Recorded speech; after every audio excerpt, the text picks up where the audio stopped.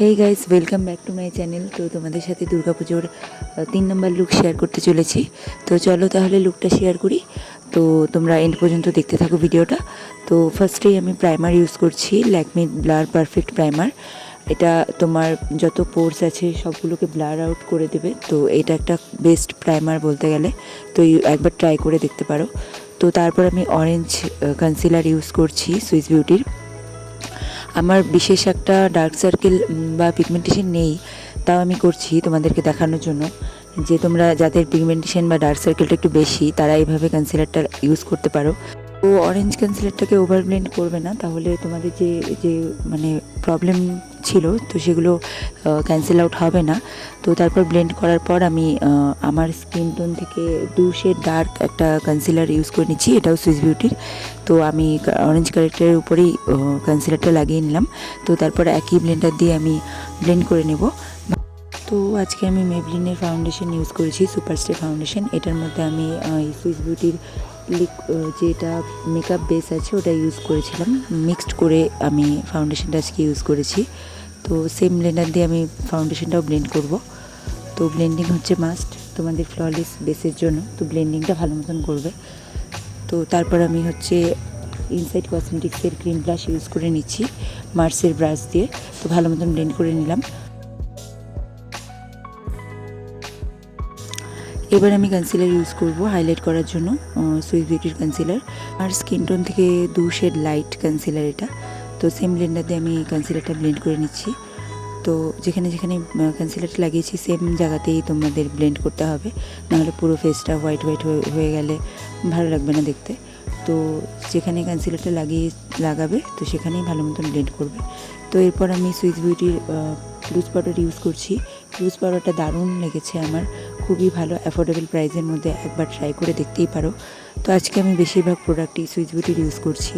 তো এরপর আমি এনভাইবের একটা ফেস প্যালেট থেকে কন্ট্রোলিং করে নিচ্ছি আমার ফোরের চেন, জলাইন আর নোজেও ভালো মতন কন্ট্রোলিংটা করে নেব। তো সেম প্যালেট থেকে আমি ব্লাশারও করে নেব। এটাও একটা অ্যাফোর্ডেবল প্রাইসের মধ্যে বেস্ট প্যালেট বলতে গেলে, যারা বিগিনার্স আছো তারা একবার ট্রাই করতেই পারো। তো তারপর আমি সেটিং স্প্রে ইউজ করব, সুইস বিউটি সেটিং স্প্রে। দারুণ একটা সেটিং স্প্রে, আমার তো খুব ভালো লাগে। ডেলি বেসিসে যারা মেকআপ করো তারা এই সেটিং স্প্রেটা একবার ইউজ করতে পারো। তো সেম প্যালেট থেকে আমি হাইলাইটারটা ইউজ করে নিচ্ছি। অ্যাফোর্ডেবলের মধ্যে বেস্ট আমার মনে হয় ফেস প্যালেট।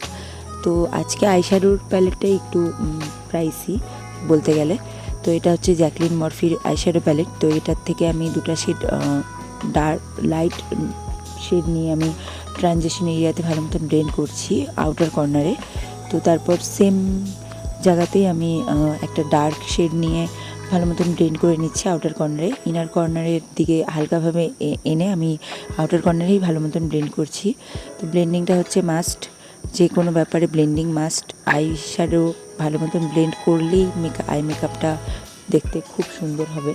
তো তারপর আমি রেড যেহেতু শাড়ি পরেছি তাই জন্য রেড কালারের একটা আই শ্যাডো নিয়ে আমি আউটার কর্নারে ভালো মতন ব্লেন্ড করছি হালকা হাতে। তো আমি রেড কালারের শাড়ি পরেছি, এটা নবমী লুক।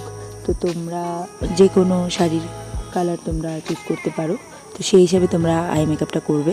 তো আমি একটা দেখাচ্ছি, আমি এই শাড়িটা পরেছি, তো এইটার উপরে ভিত্তি করে এই মেকআপটা করেছি, আই মেকআপটা।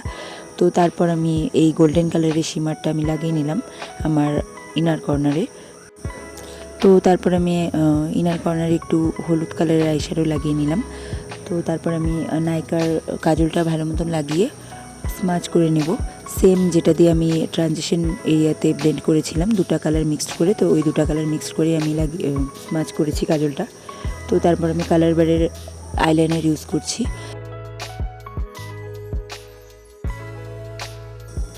তো এবার সুইস বিউটির মাস্কারা ইউজ করছি, এই মাস্কারাটা আমার খুবই ফেভারিট। তো আবার সুইস বিউটির লিপ লাইনার ইউজ করে নিচ্ছি। এই লিপ লাইনারটাও আমার খুব ফেভারিট, শেডটা আমার দারুণ লাগে। তারপর আমি 2টা লিপস্টিক একসাথে মিক্সড করে লাগিয়েছি, একটা হচ্ছে ইভা কসমেটিক্স, একটা জাস্ট হার্বস। তো বলো লুকটা কেমন লেগেছে তোমাদের। যদি এই লুকটা ভালো লাগে তাহলে লাইক কমেন্ট করে দিও আর শেয়ার করে দিও। তো চলো টাটা।